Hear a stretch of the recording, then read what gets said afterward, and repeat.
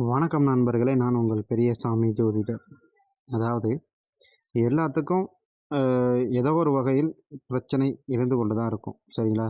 அதாவது வீட்டுக்கு வீடு வாசப்படிக்கிற மாரி. சரி, அதெல்லாம் விடுங்க. இப்ப அ வீட்ல யாருக்காவது நமக்கு தோணும்ல, நம்ம வீட்ல ஏதோ வாஸ்து குறைபாடு இருக்கோ அப்படின்னு.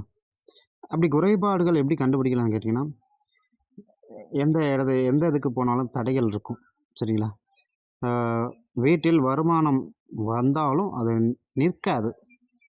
சரிங்களா? குழந்தைகள் ஆ, படிப்பில் கவனம் செலுத்த மாட்டாங்க. ஏதாவது ஒரு வகையில சண்டை போட்டுட்டே இருப்பாங்க. வீட்டில் சாயந்தர நேரங்களில் அழுகிற சவுண்டோ, இல்ல சவுண்டு அதாவது பெண்கள் வந்து அழுதாங்கன்னா, அப்படி இல்ல ம் அ தினமும் நடக்கிறத சொல்றேன். சரிங்களா? வீட்ல தினமும் வந்துட்டு அழுகிறது, சத்தம் போடுறது, இந்த மாரி ஏதேனும் ஒரு விஷயம் இருந்தால், இல்ல வீட்ல நெகட்டிவா ஏதாவது ஒண்ணு இருக்குதுன்னு உங்களுக்கு தோணுச்சுன்னா, சரிங்களா? வீட்ல வாஸ்து குறைபாடு இருக்குதுன்னு தோணிடுச்சுன்னா, எளிமையான பரிகாரம் தான். இத நீங்க செஞ்சு பாருங்க. சரிங்களா? ஒரு ஸ் வெண்கல சொம்பு எடுத்து, அதில வந்துட்டு தண்ணீர் ஊற்றி, சரிங்களா? வெண்கல சொம்பு எடுத்து, அதில வந்து தண்ணீர் ஊற்றி, ஒரு தேங்காய மேல வச்சு, சரிங்களா?